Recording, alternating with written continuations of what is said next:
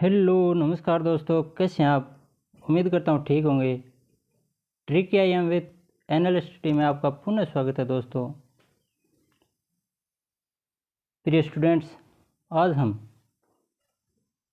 क्रमानुसार भूगोल की जो इकाई थी उसमें हम अफवाह प्रणाली से संबंधित अध्याय लेके आए हैं। राजस्थान में अफवाह तंत्र, इसके बारे में पिछली जितनी भी परीक्षाएं हुई हैं उनमें ज़्यादातर प्रश्न पूछा है, चाहे कैसे भी घुमा फिरा के पूछ ले, लेकिन प्रश्न आया है तो हम आज इसे कवर करने की कोशिश करेंगे। और ज़रूरी नहीं है रेट में प्रश्न आए, चाहे आप किसी भी कंपटीशन की तैयारी कर रहे हों, यहाँ से प्रश्न ज़रूर आता है। तो मैं पूरी कोशिश करूँगा कि आज के बाद, ये वीडियो देखने के बाद, आपको अफवाह प्रणाली से संबंधित किसी प्रकार के जीवन में कभी दिक्कत न रहे। तो ध्यान से समझना। मैं सबसे पहले एक दो प्रश्न लेता हूँ। जैसे अन्नास, पहला प्रश्न देखिए। अन्नास, एरू तथा चाप किस नदी की सहायक नदियाँ हैं? सीधा सा उत्तर है माही। हमने बार बार पढ़ा है माही। दूसरा, डेगाना, बिलाड़ा, पाली तथा जालोर किस बेसिन के भाग हैं? चंबल बेसिन के, माही बेसिन के, लूणी बेसिन के, साबरमती बेसिन के। ये बेसिन है, बेसन नहीं है, ये थोड़ा बेसिन।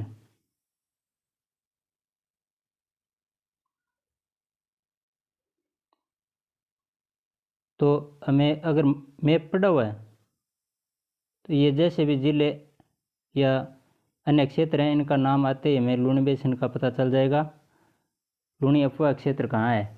तो ये लूणी बेसिन के भाग हैं। कौन सी नदी सांबर झील में अपना जल नहीं गिराती? चार नदियां हैं जो सांबर झील में अपना जल गिराती हैं, कौन सी नदी इनमें से नहीं है? इस प्रकार के ही प्रश्न पूछते हैं, ज़्यादा टफ नहीं आते हैं। तो रूपनगढ़, खारी, खंडेला, कांतली।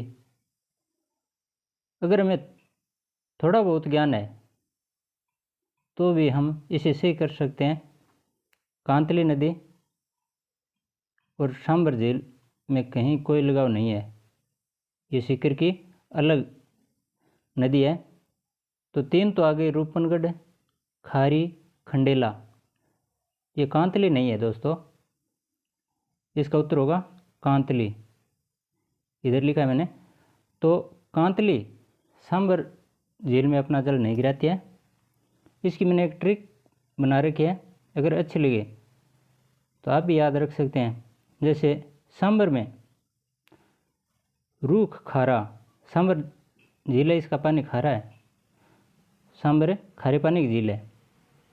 और रूख, हमारी माइड भाषा में रूख से कौन वाकिफ नहीं होगा? रूख जानते हैं ना, वृक्ष। तो रूख है खारा। सांबर में रूख उगा, वो खारा क्योंकि पानी खारा था वहाँ, बस याद रख लेना। और उगता है या नहीं उगता ये छोड़ दो एक बार। सांबर में रूख खारा। तो सांबर से सांबर झील, में से मेंथा नदी, में से मेंथा नदी, रू से रूपनगढ़, ख से खंडेला, रूपनगढ़ नदी, खंडेला नदी और खारा यानी खारी नदी। चार हो गए। सांबर में, सांबर झील में मेंथा, रू रूपनगढ़, ख खंडेला और खारा यानी खारी नदी। ये चार नदियाँ हैं जो सांबर झील में, ये संभार नहीं है, सांबर है। ये भी टाइपिंग थोड़ी गलत हुई है, उसके लिए क्षमा। सांबर झील में रूपनगढ़, खारी, खंडेला और मेंथा नदियाँ अपना जल लाकर गिराती हैं। चलो आगे थोड़ा इनके बारे में। और पढ़ते हैं। ये देखिए, सबसे पहले तो हमारे पहले 33 ज़िले थे, लगभग हमें वो 33 याद रखने हैं। जो नए बच्चे हैं उनको तो कोई दिक्कत नहीं है, लेकिन जो पहले से तैयारी कर रहे हैं उनके 33 ज़िले याद किए हुए थे और वो अच्छी तरह से याद हैं। तो बस वो एक बार याद रखो, 1-2 वर्षों में कोई स्थायी नहीं है इनका विवरण। ये कभी 50 बन जाते हैं, कभी 41 बन जाते हैं। तो सबसे पहले ये अंतिम रूप न बना दें, तब तक है थोड़ा बहुत याद रख लो, ज़्यादा रटने की आवश्यकता नहीं इनके बारे में, जिलों के बारे में। प्रश्न भी यहाँ से ज़्यादा बनने की संभावना नहीं है। तो पहले 50 बने, छोड़ दो। 33 थे वो याद रखे हुए हैं, ठीक है, कोई बात नहीं। अब 41 बने तो 33 में 8 और जोड़ दिए, 41 हो गए। अब वो 41 ज़िले हैं, उसमें से हमें 8 याद रखने। कौन कौन से? जैसे इसको मैं थोड़ा जूम कर दूं, ये तो पुराने ज़िले है ना, पुराने ज़िले इस कलर वाले, इस कलर वाले नवीन ज़िले, और कुल 41 ज़िले हैं। तो हमें ये इस कलर के, क्रीम कलर के ये ज़िले देखने कौन कौन से हैं, है ना। ये हाँ, अब देखो, एक तो ये है, एक ये, और एक ये, एक ये, एक ये, तथा 3 यहाँ पर है।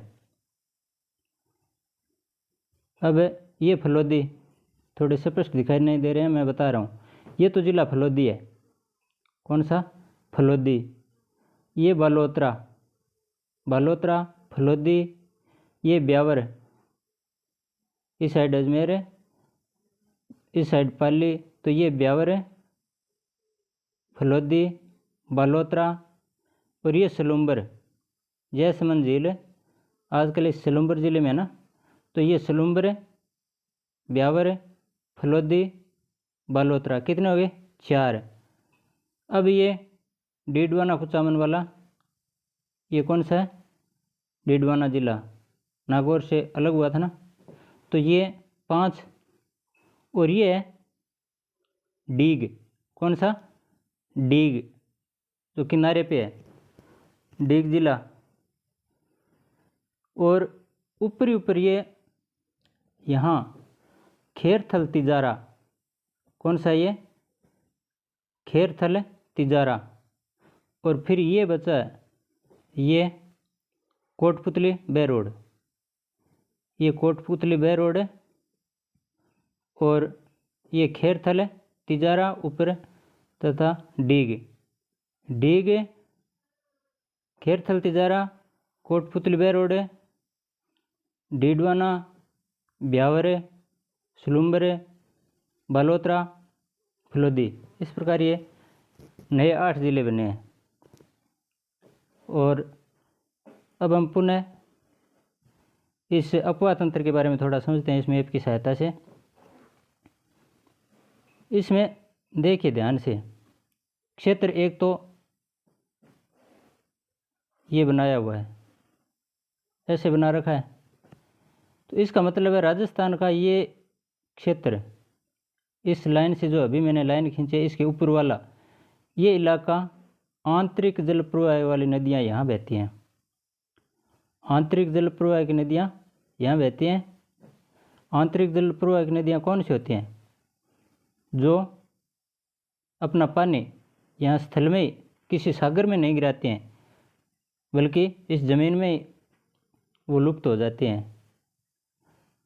तो जो ज़मीन में अपना पानी गिराते हैं, ज़मीन में लुप्त हो जाते हैं, वो नदियाँ आंतरिक जल प्रवाह की, अंतः प्रवाह की नदियाँ हैं, वे लगभग इसी क्षेत्र में आते हैं। तो ये अंतः प्रवाह क्षेत्र है ऊपर वाला। फिर एक देखिए, ये इस प्रकार से घुमावदार बना है, बना ना। ये है इसके पूर्वी साइड वाला ये इलाका।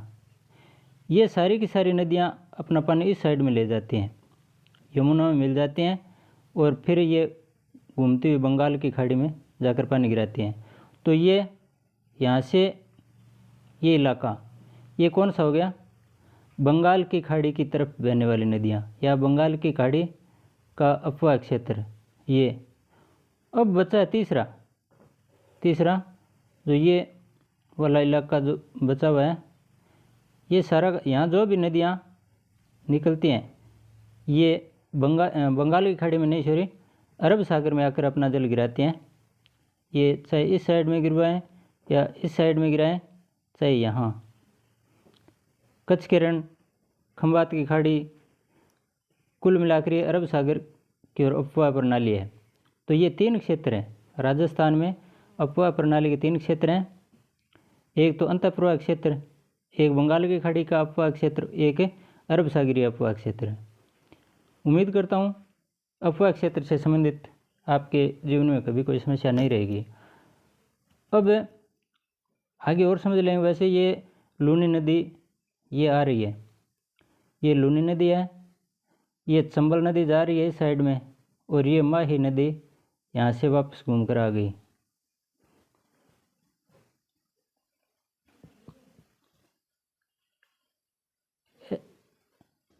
इसको थोड़ा ऐसे भी समझ लो, ये जो इस साइड में ये कलर दिखाई दे रहा है, इस साइड में जो नदियाँ जा रही हैं ये हैं चंबल की सहायक नदियाँ, और ये सारी की सारी नदियाँ बंगाल की खाड़ी की तरफ जा रही हैं। यमुना नदी आती है इधर से, उसमें जाकर मिल जाती हैं, और यमुना गंगा में मिल जाती है, फिर आगे ब्रह्मपुत्र में मिलकर बंगाल की खाड़ी में गिरती है। तो ये तो हो गई बंगाल की खाड़ी की तरफ जाने वाली। और इससे ये मान लेते हैं बीच का अरावली प्रदेश मान लेते हैं इसको। इससे इस साइड वाली नदियाँ बंगाल की खाड़ी की तरफ गई, और ये ऊपर ये इलाका ये अंतःप्रवाह का नदियाँ यहाँ से निकली और यहीं लुप्त हो गई। फिर ये लूनी नदी है, ये लूनी नदी इस साइड से आती है और ये अरब सागर की तरफ जाती है, तथा अपने साथ अन्य नदियाँ जो इसकी सहयोगी नदियाँ, सहायक नदियाँ, उनके पानी को साथ लेकर अरब सागर में चली जाती है। ये माही नदी ये भी देखो इस साइड में आती है, यहाँ साबरमती नदी है ये भी इस साइड में आ रही है। तो साबरमती, माही, लूनी, ये पश्चिम बनास, ये सारी की सारी अरब सागर की तरफ बह रही हैं। तो ये अरब सागरीय अपवाह क्षेत्र है। एक नज़र थोड़ी इस पर भी डाल देते हैं। ये चंबल नदी है। कौन सी नदी? चंबल नदी। मैं वैसे ये समझा दूंगा। इसमें मुख्य बात तो ये किस अपवाह क्षेत्र की नदी है ये याद रखना है हमें, बंगाल की खाड़ी। और ये मध्य प्रदेश से राजस्थान में प्रवेश करती है, राजस्थान में प्रवेश करती है। तो ये सबसे पहले यहाँ 1 नंबर, ये 1 नंबर है, ये 2 नंबर है, ये 3 नंबर है और 4 ये बांध बने हुए हैं। ये तो 1 नंबर है, गांधी सागर बांध है जो मध्य प्रदेश में यानी राजस्थान में प्रवेश करने से पहले बन गया। तो ये तो है मध्य प्रदेश में। दूसरा ये है राणा प्रताप सागर, राणा प्रताप सागर दूसरा है। इसमें थोड़ा ये देखिए 1 नंबर है, 2 नंबर, 3 नंबर, 4 नंबर है। और ये नाम इस साइड में और देखो, ये तो गांधी सागर बांध, दूसरा राणा प्रताप सागर बांध, तीसरा ज्वार सागर बांध और चौथा है कोटा बैराज। ये क्रम से लगातार चंबल नदी पर है चारों, चंबल चंबल चंबल चंबल है। ये मध्य प्रदेश में कौन सा? गांधी सागर बांध। और ये रावत भाटा, राणा प्रताप सागर है रावत भाटा में, और ज्वार सागर बांध है कोटा में। रावत भाटा चित्तौड़गढ़ में है। किस जिले में? चित्तौड़गढ़ में। और ये कोटा बैराज ये भी कोटा में। तो ये लगातार हैं। लेकिन प्रश्न कैसे पूछते हैं कि इनका क्रम बताइए। एक बार पूछा था प्रश्न, मेरे याद नहीं आ रहा कौन से आर्यस में पूछा था या पता नहीं। 4 बांध दे दिए, इनको क्रम से व्यवस्थित कीजिए।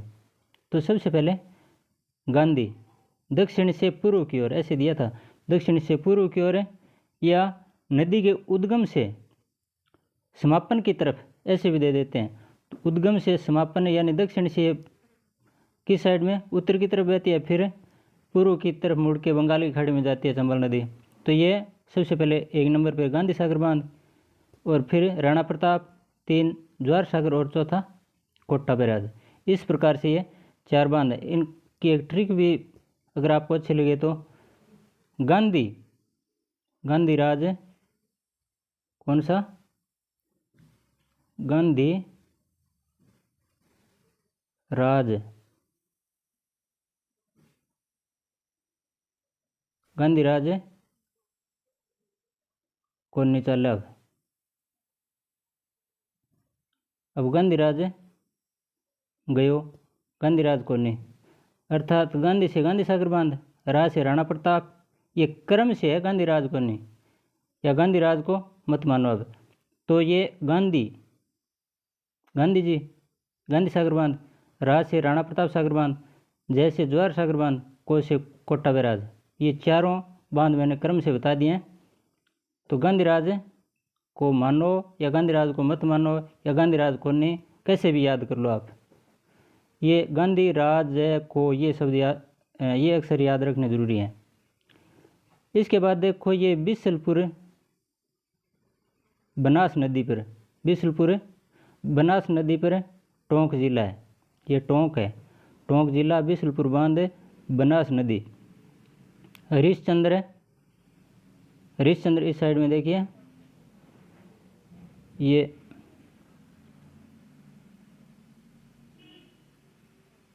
छः नंबर ये वाला है ना, ये 6 नंबर हरिश्चंद्र बांध है, ये काली सिंध नदी पर है। और 7 नंबर ये देखिए हरिश्चंद्र बांध काली सिंध नदी पर कोटा में है। और फिर ये गागरोन दुर्ग है काली सिंध और औ नदी के तट पर है, झालावाड़ में। शेरगढ़ दुर्ग, ये शेरगढ़ दुर्ग है परवन नदी 12 में। और त्रिवेणी संगम है, कौन सा, त्रिवेणी संगम, रामेश्वरम जिसे बोलते हैं, पक्षी, ऐसे याद रख लो, त्रिवेणी संगम में रामेश्वर पक्षी, परवन नदी, चंबल नदी और शीप नदी, परवन, चंबल, शीप, इन नदियों के संगम पर ये त्रिवेणी संगम है रामेश्वरम। तो रामेश्वर पक्षी। इसके अलावा थोड़ा और देख लेते हैं, हो गया करीब करीब इसमें। हाँ, साइड से ये चंबल की सहायक नदी बनास नदी है, ये इस साइड से आकर मिलती है बनास नदी। और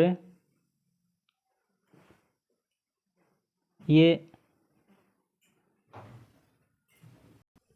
एक बार पुनः देखिए, ये 4 बांध बने हैं। सबसे पहले गांधी सागर जो मध्य प्रदेश में, दूसरा राणा प्रताप सागर, और तीसरा ज्वार सागर, चौथा कोटा बैराज। तो गांधी राज कोने, ये गांधी सागर बांध, राज राउत भाटा, और तीसरा राउत भाटा चित्तौड़गढ़ में, तीसरा ज्वार सागर ये कोटा में, और कोटा बैराज ये भी कोटा में। इसके अलावा थोड़ा बिसलपुर बांध बनास नदी पे है टोंक में। और हरिश्चंद्र बांध, ये हरिश्चंद्र ये चंबल और परवन ये कोटा में। और गागरोन दुर्ग काली सिंध, ये शोरी काली सिंध है, ये काली सिंध और आहू नदी झालावाड़ में। शेरगढ़ दुर्ग परवन नदी 12 में। और ये त्रिवेणी संगम है बत्सी, बनास चंबल और शीप, बनास, चंबल और शीप नदियों के संगम पर कौन सा, रामेश्वरम स्वयंमाधोपुर में है, त्रिवेणी संगम है। ये कहाँ है, बत्सी अर्थात बनास, चंबल और शीप नदियों के संगम पर। थोड़ा उसका एक बार पुनः देखिए, इस साइड से बनास नदी आ रही है और ये ज़्यादातर काली सिंध है या सीप है, जो भी इस साइड से आ रही हैं। आगे हम ये तो फिर लूणी नदी के बारे में चर्चा करेंगे। ये लूणी नदी अरब सागर में गिरती है, नाग पहाड़ से निकलती है। नाग पहाड़ से निकल कर कहाँ जाकर गिरती है? ये कच्छ के रण में, यानी अरब सागर की तरफ जा रही है। इसमें याद रखने वाली मुख्य बात क्या है कि सबसे एक ही बात है, ये जोजड़ी नदी दाएं तरफ से आकर मिलती है। इसमें ऐसे चलेगी तो दायां पासा ये हो गया। दाएं तरफ से आकर मिलने वाली एकमात्र नदी कौन सी है? जोजड़ी। बाकी सारी की सारी नदियाँ किस साइड से? बाएं तरफ से मिलती हैं, चाहे खारी है चाहे सागी है, कौन सी भी नदी है। ये सागी, खारी, सूकड़ी, लीलड़ी, तो ये ज़्यादातर डी वाली नदियाँ लूणी की सहायक नदियाँ हैं। जोई नदी, जोई बांध बना है ना इस पर। अब इसके बारे में ज़्यादा ये अक्सर समझ में नहीं आ रहे हैं, कोई दिक्कत नहीं है, मैं आगे अच्छे ढंग से समझा दूंगा, लिखे हुए हैं पूरे के पूरे। अब ये देखिए माई नदी, इसके बारे में और थोड़ा देख लेते हैं। मेद नदी मध्य प्रदेश से निकलती है। ये कहाँ से? मध्य प्रदेश से। मेद नदी से निकलकर ये राजस्थान में प्रवेश करती है और राजस्थान में प्रवेश करके ये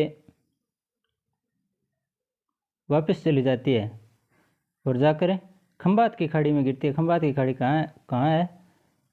गुजरात का दक्षिण वाला भाग। तो ये कर्क रेखा को ध्यान से देखिए, ये कर्क रेखा है, इसको दो भागों में विभाजित कर दो बार काटती है। पहले तो जाते समय और फिर वापस आते समय कर्क रेखा को दो बार काटा है। किसने? माई नदी ने। और इसकी सहायक नदियाँ अनास है, ये मोरेन नदी है, सोम, जाखम है, चाप है, ये इसकी सहायक नदियाँ हैं। प्रश्न में पूछा था ना भाई, तो इस प्रकार ये ध्यान रखना हमें कि ये एक तो राजस्थान में प्रवेश करके फिर वापस मुड़ जाती है। ऐसे भी आ जाता है कि ये दक्षिण पूर्व से प्रवेश करती है और दक्षिण पश्चिम की तरफ निकलकर राजस्थान से फिर खंबात की खाड़ी में गिरती है। कौन सी नदी है? कर्क रेखा को दो बार कौन सी नदी काटती है? कैसे पूछ लें तो ये माही नदी 576 किलोमीटर इसकी कुल लंबाई है। ये लूणी नदी के बारे में हमने पढ़ लिया था, थोड़ा और देख लो इसमें। ये देखिए, लूणी नदी नागपाड़ से यहाँ से निकलती है। दाएं तरफ से इसमें सिर्फ एक नदी मिलती है, बाकी सारी की सारी बाएं तरफ से मिलती हैं।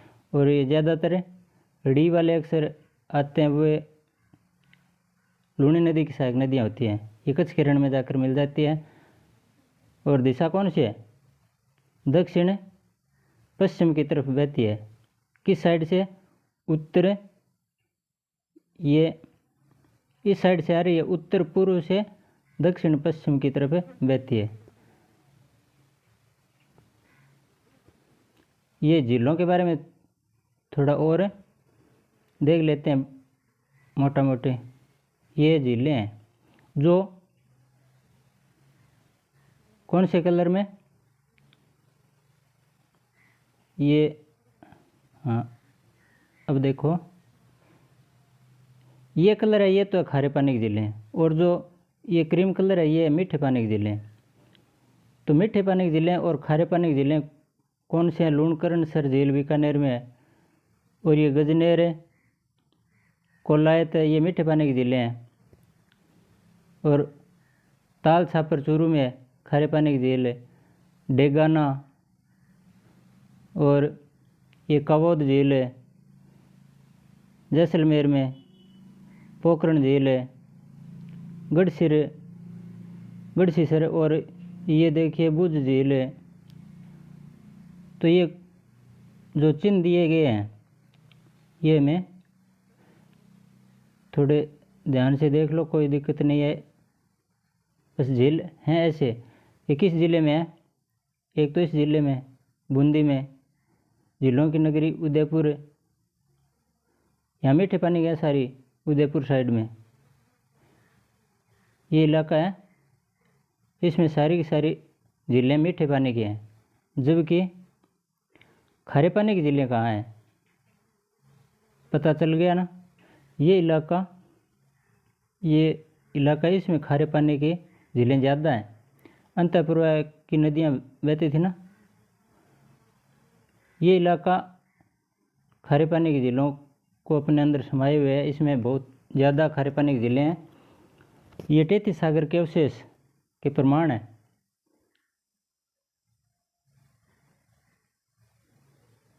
चलो, अपवाह प्रणाली के बारे में इतना ही।